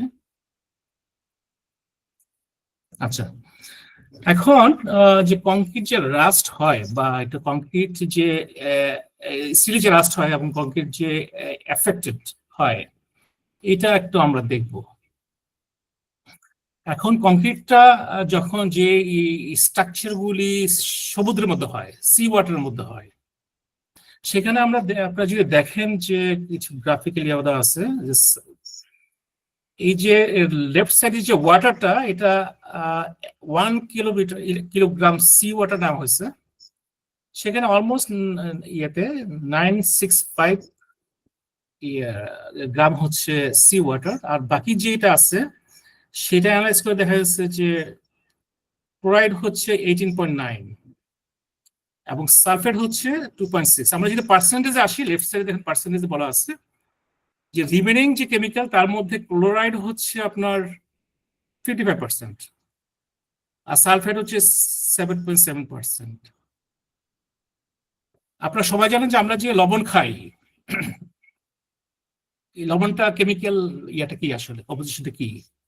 Sodium chloride, right? সো যে লবণ খাই এটা সোডিয়াম ক্লোরাইড। সো সমুদ্রের মধ্যে ক্লোরাইডটা প্রচুর থাকে, যেটা দেখতে পাচ্ছেন যে 55%। যদি আমরা শুধু পানিটা যদি ইয়ে করে সেগ্রিগেট করি, তাহলে 55% ক্লোরাইড, সালফেট হচ্ছে 7.71। এই দুইটা সল্ট কন্টেন্ট, এর সাথে আর কার্বন ডাইঅক্সাইডও আছে, এইটা কার্বন ডাইঅক্সাইডও থাকে। এগুলি হচ্ছে যে কংক্রিট ডিউরেবিলিটি এবং রাস্টের জন্য, স্টিলের জন্য থ্রেট।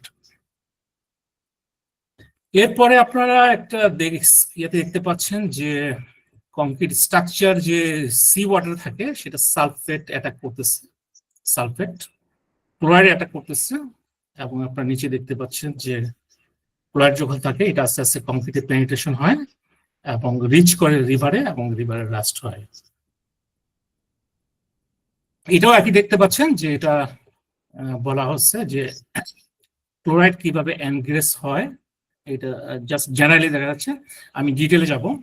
এবং কার্বনেশন যে, মানে সি ওয়াটারের মধ্যে কিন্তু প্রচুর কার্বন ডাইঅক্সাইড থাকে, সেটা ওই কার্বন ডাইঅক্সাইড ওইটা পেনিট্রেট করে এবং এটা কংক্রিট ডিউরেবিলিটিও ড্যামেজ করে, প্লাস রিইনফোর্সমেন্ট স্টিলটাকেও রাস্ট করে। আচ্ছা, এখন গত সেশনে একজন প্রশ্ন করছিল যে আমরা যে জিজিবিস ইউজ করি বা সিমেন্ট সাপ্লিমেন্ট ইউজ করি, সেটা কোন কোন কংক্রিটের জন্য এটা লাগে, মানে সব কংক্রিটের জন্য লাগে কিনা। সো এখানে দেখা যাচ্ছে যে chemical composition of rain water. তো আগের আলোচনায় দেখা যাচ্ছে যে সি ওয়াটার, মানে সি ওয়াটারের কন্ট্যাক্টে যে সব স্ট্রাকচার থাকবে সবগুলিতে আমাদের সাস্টেনেবল কংক্রিট ইউজ করতে হবে, সিমেন্ট সাপ্লিমেন্ট ইউজ করতে হবে। আর এখন আমি আলোচনা করছি রেইন ওয়াটার। আপনার রেইন ওয়াটার কম্পোজিশনে যদি দেখেন যে লেফট সাইডের ইয়াটা যেটা পাই চার্ট যেটা আছে সেটা হচ্ছে ইরান থেকে একটা স্যাম্পল নেওয়া হয়েছে, আর রাইট সাইডে যেটা সেটা নেপালের একটা স্যাম্পল নেওয়া হয়েছে। তো আপনারা দেখছেন যে লেফট সাইডে যেটা, সেখানে সালফেট হচ্ছে এই কালার, সালফেটটা হচ্ছে অলমোস্ট 18%। আমরা যদি জাস্ট পানিটা বাদ দিই আর কি। আচ্ছা, বাইকার্বনেট হচ্ছে ব্লু কালার, এটা হচ্ছে 16% বাইকার্বনেট। ক্লোরাইড হচ্ছে 16%, ক্লোরাইড 16%, বাইকার্বনেট 16%, এবং সালফেট হচ্ছে 80%। তো যার কারণে যেই বিল্ডিং গুলি ধরেন ঢাকাতে আছে, ঢাকাতে তো সি ওয়াটার আসার সম্ভাবনা নাই, বা সমুদ্রের কাছাকাছিও নাই, কিন্তু যেহেতু রেইন আছে, তো যার কারণে যেটা রিকমেন্ড করা হয় যে এক্সটার্নাল যে স্ট্রাকচারগুলি, এক্সটার্নাল যে কলামগুলি, এক্সটার্নাল যে বিমগুলি, সেগুলি সিমেন্ট সাপ্লিমেন্ট ইউজ করা উচিত। আর ইন্টারনাল যে কলামগুলি, সেটা তো আর যেহেতু রেইন ওয়াটার টাচে আসতেছে না, কন্ট্রাক্টে আসতেছে না, সেখানে অনেক প্রজেক্টেই সাস্টেনেবল কংক্রিট ইউজ করে না, বা ডিউরেবল কংক্রিট ইউজ করে না অনেক প্রজেক্টেই, এই রিজনে, যেহেতু ওখানে রেইন এফেক্ট বা সি ওয়াটার কোনো এফেক্ট নাই। আপনার নেপাল থেকে রাইটে যেটা সেটা নেপাল থেকে করা হয়েছে, সেখানেও দেখেন বাইকার্বনেট হচ্ছে 33%, আচ্ছা সেখানে সালফেট হচ্ছে 4% এবং ক্লোরাইড হচ্ছে 7%। আমরা রেন ওয়াটারের মধ্যে সয়েল কন্টেন্ট আছে যেটা কংক্রিটের জন্য কংক্রিটকে ড্যামেজ করতে পারে এবং রিইনফোর্সমেন্ট ড্যামেজ করতে পারে। আচ্ছা এখানে সোর্স অফ ক্লোরাইড দেওয়া আছে, আমরা অলরেডি ডিসকাস করছি যে ক্লোরাইডের সোর্স হচ্ছে সি ওয়াটার, গ্রাউন্ড ওয়াটার থাকে, সয়েল থাকে, ইন্ডাস্ট্রিয়াল ওয়েস্ট ওয়াটারও থাকে। এটা আমি ডিটেলে গেলাম না। এটা সোর্স অফ সালফেট আমরা অলরেডি আলোচনা করছি, এটা রেন ওয়াটার থাকে, সি ওয়াটার থাকে, সয়েলে থাকে, গ্রাউন্ড ওয়াটার থাকে।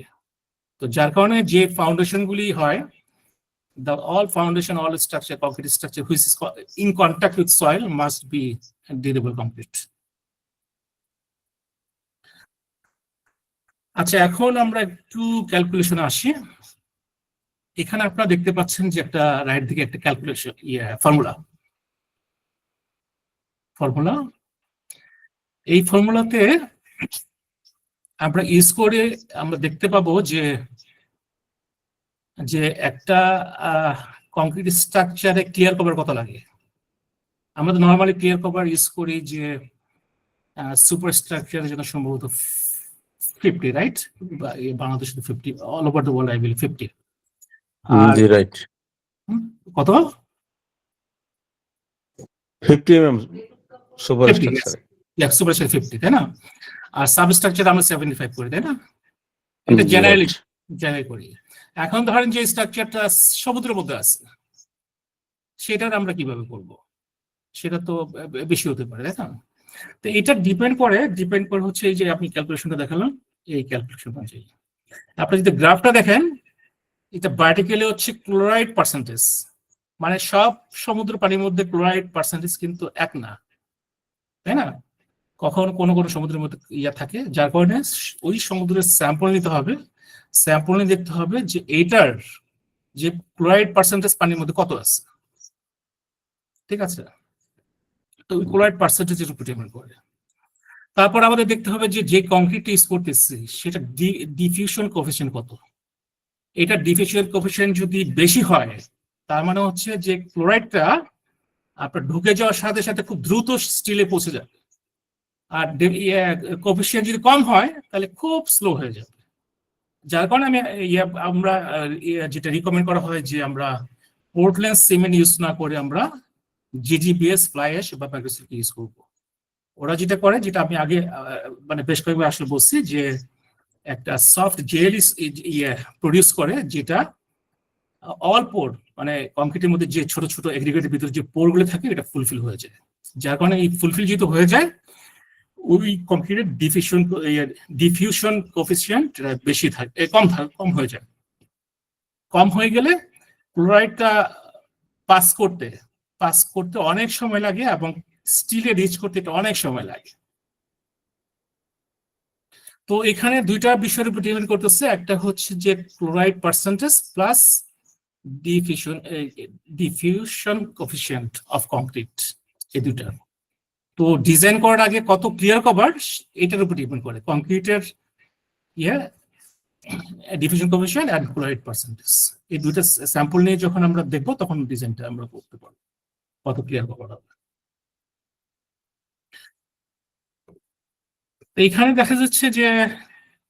দেখাচ্ছে যে ক্লোরাইড বা কার্বন ডাইঅক্সাইড যখন একটা কংক্রিট একটা গ্রাফে দেখা যাচ্ছে যে এটা দুইটা স্টেজ বলে, ইনিশিয়াল পিরিয়ড, একটা হচ্ছে প্রপাগেশন পিরিয়ড। তো এখানে যেটা বলা হচ্ছে যে ইনিশিয়াল পিরিয়ডটা খুব স্লো ডাউন হয় যখন এটা পাস করে বা পেনিট্রেট করে, সেটা খুব স্লো ডাউন হয়। আপনি দেখেন যে খুব স্লো ডাউন। যখন এটা আস্তে আস্তে এটা স্টিলের কাছে পৌঁছে যায়, কিছু ডিপোজিশন হয় ক্লোরাইড, তখন এটা ফাস্টার হয়। তো আমরা ইনিশিয়াল পিরিয়ড কংক্রিট যখন ইনিশিয়াল স্টেজে থাকে, সেটা ক্লোরাইড খুব প্রপাগেশনটা খুব স্লো ডাউন হয় এবং এটা নির্দিষ্ট পর্যায়ের পর এটা যখন ক্লোরাইড আস্তে আস্তে বেড়ে যায় কংক্রিটের মধ্যে, তখন এটা ফাস্টার হয়ে যায়।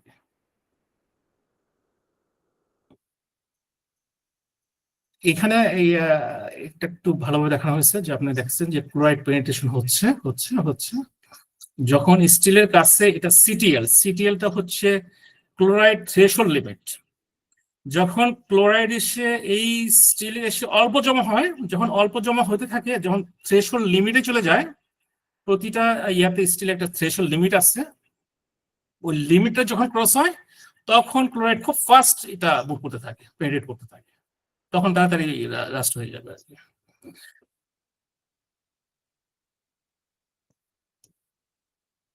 আচ্ছা, এখানেও একই বলা হচ্ছে যে আমি যেটা বললাম যে আপনি দেখেন একটা ফর্মুলা দেওয়া আছে যে পোর diffusion coefficient is directly proportional to the concrete pore, মানে কংক্রিটের পোর যত বেশি থাকবে ডিফিউশন কোএফিশিয়েন্ট তত বেশি হবে।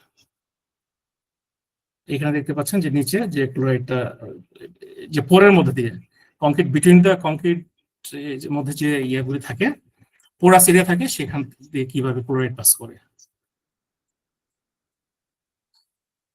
আচ্ছা, এখানে আমি ইয়ে করবো যে টাইম টু করোশন ইনিশিয়েশন, মানে একটা কংক্রিটে যে ক্লিয়ার কভার রাখা হয়, ফর এক্সাম্পল ক্লিয়ার কভার রাখা হলো 7.5 সেন্টিমিটার, তাহলে ওইখানে ক্লোরাইডটা ওইখানে রাস্ট করতে হলে, স্টিলে রাস্ট করতে হলে কত সময় লাগবে, সেটা কিন্তু এই ক্যালকুলেশন দিয়ে বের করা। যেখানে দেখতেছেন একটা ক্যালকুলেশন, এটা ফিক্স সেকেন্ড ল বলা হয়, এই ক্যালকুলেশন থেকে আমরা বের করতে পারি। এখানে কিছু চার্ট আছে, এই চার্টটা আসলে আমি নিজেই করছি। এখানে লেফট সাইডে এখানে চার্ট আছে, তো এখানে হচ্ছে যে আপনার যে সিএক্সটি যেটা, সেটা হচ্ছে যে একটা ক্লোরাইড কন্টেন্ট।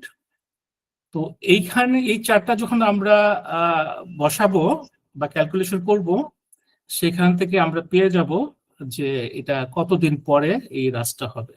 নিচের গ্রাফে যদি দেখি যে লেফট সাইডে আছে কংক্রিট সিটিএলস, কংক্রিট থ্রেশহোল্ড লিমিট। একটা সব মানে সি ওয়াটারে কিন্তু থ্রেশহোল্ড লিমিট এক থাকে না, তা আমাদের আগে ডিটারমিন করতে হবে বা স্যাম্পল নিয়ে সি ওয়াটার থেকে স্যাম্পল নিয়ে টেস্ট করতে হবে যে ওটার থ্রেশহোল্ড লিমিট কত। তো থ্রেশহোল্ড লিমিট যে যত হয় সেটা থেকে আমরা একটা গ্রাফ করে, থ্রেশহোল্ড লিমিট আমরা একটা এজিউম করে নিচ্ছি 3.8, সেইখানে এজিউম করে টাইম। তো দেখা যাচ্ছে যে এখানে 50 মিলিমিটার যদি কাভার থাকে, সেটা আপনার 90 ইয়ার্স পরে এটা যে ফর্মুলা, সেটা 90 ইয়ার্স পরে এটা ইয়ে হবে, রাস্ট হবে, যদি সিটিএল 1.4 হয়। আর রাইট সাইডে একটা চার্ট দেখতে পাচ্ছেন এবং এটা গ্রাফও দেখতে পাচ্ছেন যে সেখানে হরিজন্টাল হচ্ছে ডেপথ এবং ভার্টিক্যালি হচ্ছে ক্লোরাইড পার্সেন্টেজ। তার মানে এখানে দেখা যাচ্ছে যে আপনার, এবং নিচে যে তিনটা গ্রাফ আছে, একটা হচ্ছে 10 ইয়ার্স এর, টপটা হচ্ছে 10 ইয়ার্স, মিডলটা হচ্ছে 5 ইয়ার্স এবং বটমটা হচ্ছে 1 ইয়ার। তো 10 ইয়ার পরে কি হবে দেখেন যে সেখানে ক্লোরাইড পার্সেন্টেজ যদি 3.8 হয়, সেটা আপনার ডেপথে যাবে 60-তে। এটা 10 বছর পরে সেখানে এই ডেপথে যেতে পারবে এটা। তো এই ক্যালকুলেশনের মাধ্যমে আমরা আমাদের যদি অন্য ডাটাগুলি থাকে, তাহলে আমরা বের করতে পারবো যে ক্লিয়ার কভার কত লাগবে। এটাতে 10 সেন্টিমিটার লাগবে নাকি 12 সেন্টিমিটার লাগবে, সি ওয়াটার কিন্তু অনেক বেশি হতে পারে, 15 সেন্টিমিটার হতে পারে। সো কত লাগবে সেই আদার ডাটা যদি আমাদের কাছে অ্যাভেলেবল থাকে, তাহলে আমরা খুব ইজিলি এই ক্যালকুলেশন থেকে বের করতে পারবো যে ওটার এক্সাক্ট ক্লিয়ার কভার কত লাগবে। অথবা ক্লিয়ার কভার যদি থাকে, তাহলে আমরা বলতে পারবো যেটা লাইফ টাইম কত হবে। তো এই বিষয়ে যদি কোনো এডিশনাল ডাটা আপনাদের প্রয়োজন হয়, আমি দিতে পারবো, কারণ এটার উপর আমি বেশ কিছু কাজ করছি। আচ্ছা, আমরা এখানে শেষ করি। আমরা 3টা বিষয় আজকে আলোচনা করলাম। তো এই বিষয়টা এত ব্যাপক, এটা কিন্তু আসলে 2টা সেশনে হয় না। এটা পরবর্তী আমরা চেষ্টা করবো যে আরো প্র্যাকটিক্যাল সাইট ওরিয়েন্টেড করা যায় কিভাবে, এবং যেটা বললো গাজী সালাউদ্দিন ভাই বললো যে এটার সাথে কস্ট ইম্প্যাক্ট কিভাবে হতে পারে, কস্ট রিলেটেড কিভাবে হতে পারে, তো সেটা আমরা অবশ্যই দেখবো। তো আমি কনক্লুশনে এটাই করতেছি যে আমরা সাস্টেনেবিলিটি কিন্তু এটা আমাদের এক্সিস্টেন্সের জন্য, মানে এনভায়রনমেন্ট সাস্টেনেবিলিটি। আমরা যে গ্রিন হাউস গ্যাস, আমাদের যে এত গাড়ি প্রডিউস করতেছে, এত পাওয়ার জেনারেশন করতেছে, তো আসলে আমরা সবাই একটু এটা ইউজটা যত সম্ভব কম করি, আমাদের কার্বন ডাইঅক্সাইড এমিশন যাতে কম হয়। তা আমাদের কিন্তু সবার একটা টার্গেট থাকে যে সম্ভবত 2050 মধ্যে কিন্তু সবাইকে নেট জিরো কার্বন এমিশন একটা টার্গেট আছে। আসেন সবাই এইটাতে করি, কাজ করি, শুধু অফিসে বা স্পেসিফিকেশন রিকোয়ারমেন্ট ফুলফিল করার জন্য যাতে না করি, এটা যাতে আমাদের একটা কোর প্রিন্সিপাল হয়, আমাদের কোর প্রিন্সিপালই থাকে, যেটা যেখানে থাকে না কেন সাস্টেনেবিলিটি এবং এনভায়রনমেন্টাল যাতে আমরা পার্সোনাল লাইফে কমপ্লাই করি। তো সবাইকে অনেক ধন্যবাদ ধৈর্য ধরে শোনার জন্য। কারো যদি কোনো প্রশ্ন থাকে বা কারো যদি কারো বেটার আইডিয়া থাকে, হ্যাঁ, অনেক কিছু আমিও জানি না, আমি নিজেও শিখতে পারি, তো কারো আইডিয়া থাকলে আমাকে অবশ্যই শেয়ার করবেন। সবাইকে ধন্যবাদ। Thank you for good presentation. Thank you Raja ভাই, আপনার অসাধারণ মানে প্রেজেন্টেশন আর কি। আসলে অনেক কিছু শেখার আছে আমাদের। আমি আশা করব আপনার কারো যদি কোনো কোয়েশ্চেন থাকে আপনারা কোয়েশ্চেন সরাসরি বলতে পারেন, অথবা চ্যাটেও আপনাদের কোয়েশ্চেনগুলো লিখতে পারেন।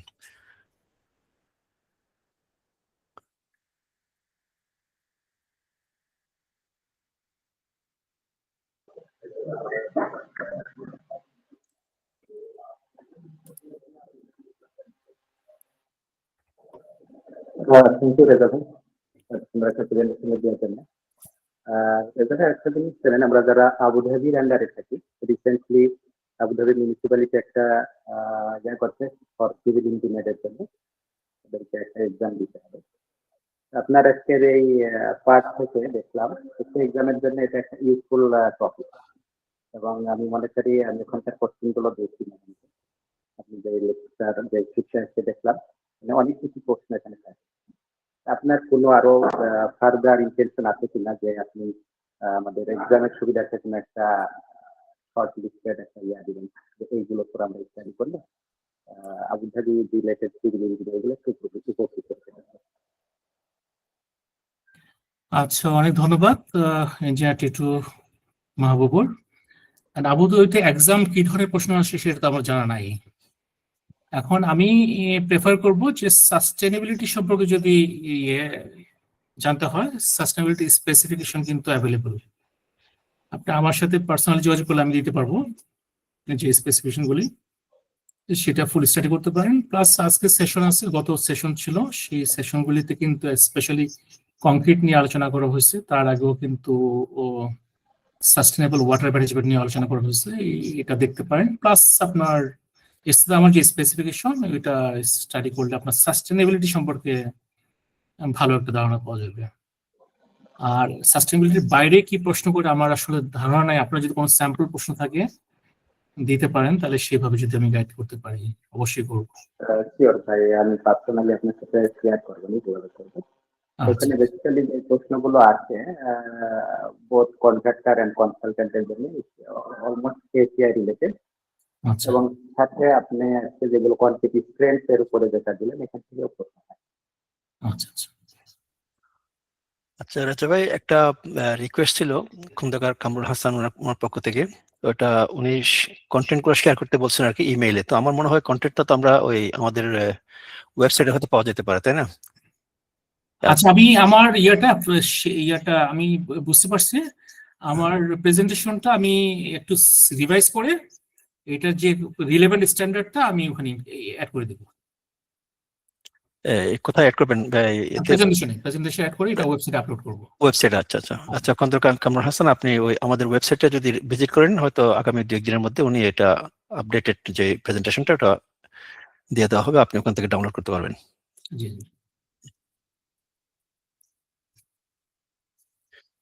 আর কারো কোনো প্রশ্ন যদি না থাকে, তা আমি একটা কথা বলতে চাই আর কি। আমাদের অনুষ্ঠানের শুরুতে খুব সম্ভবত মনোয়ারা বেগম আর কি, আমি যদি ভুল না করে থাকি, উনি হয়তো একটা রিকোয়েস্ট করছিলেন আমাদের প্রেজেন্টেশনের জন্য 1 ঘন্টার মধ্যে শেষ করে দিতে পারি, ওয়েবে যেন আমরা তৈরি থাকি। তো আগামীতে আমরা চেষ্টা করবো অবশ্যই 1 ঘন্টার মধ্যে শেষ করে দেওয়ার জন্য। এবং আমাদের এই সবাইকে, আমাদের এখানে এই ইউএইর সময় এবং বাংলাদেশের সময়ের মধ্যে পার্থক্য অনেক, এবং বাংলাদেশে এখন অনেক রাত।